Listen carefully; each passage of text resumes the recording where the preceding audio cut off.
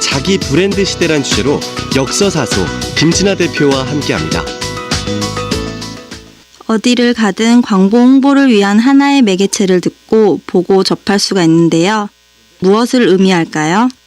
모두가 나를 바라보며 나 좀 봐주세요 라고 보여집니다.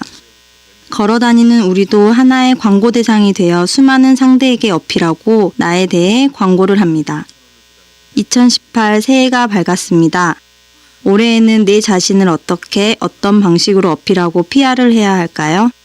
요즘은 자기 PR 시대라고들 주변에서 말들을 많이 합니다.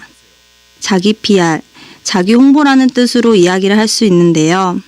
하루를 시작하는 순간 마주치게 되는 사람과의 만남부터 하루 일과가 끝나는 순간 수많은 순간순간 자기 홍보를 하게 됩니다. 그만큼 개인의 이미지가 경쟁력이 되는 시대가 되었습니다.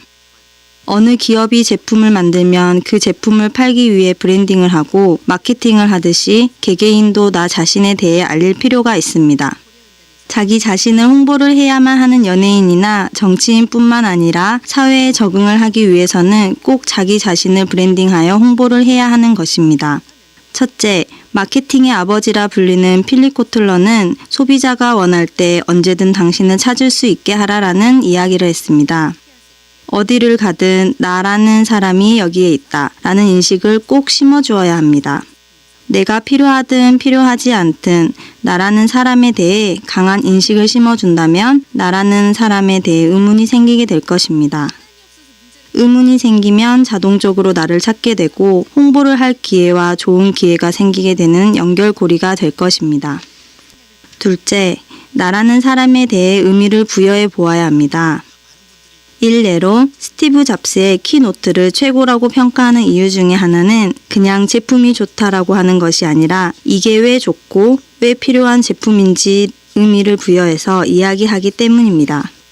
이 말은 자기 PR에서도 마찬가지라고 생각합니다.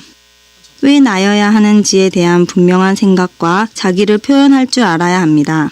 단순히 나는 무엇을 잘한다라는 것보다 내가 왜 최고인지 나라는 사람과 왜 함께 해야 하는지에 대한 명확한 의미가 부여가 된다면 상대방에게 좋은 파트너로서 어필을 할 수 있을 것입니다.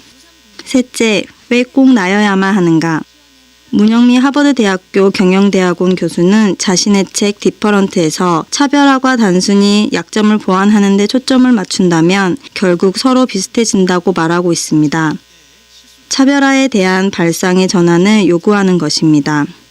물론 지금까지 이야기한 자기 PR의 3가지 법칙을 이론을 넘어 실제로 적용하기까지는 쉽지 않을 것입니다. 그럼에도 자기 PR의 시대를 살아가는 지금 무엇인가를 실행하기 전 3가지 원칙에 대해 한 번쯤 고민해 보는 것은 어떨까요? 2018 자기 PR이 과도한 잘난체가 아닌 전략이 되는 잘난체가 되는 해가 되길 바랍니다. 김진아 대표는 지역 사투리 문화 콘텐츠 역서사소의 공동대표를 맡고 있으며 청년 사업가로서 지역 청년들과 함께 다양한 문화 디자인 기획의 꿈을 실현하고 있습니다.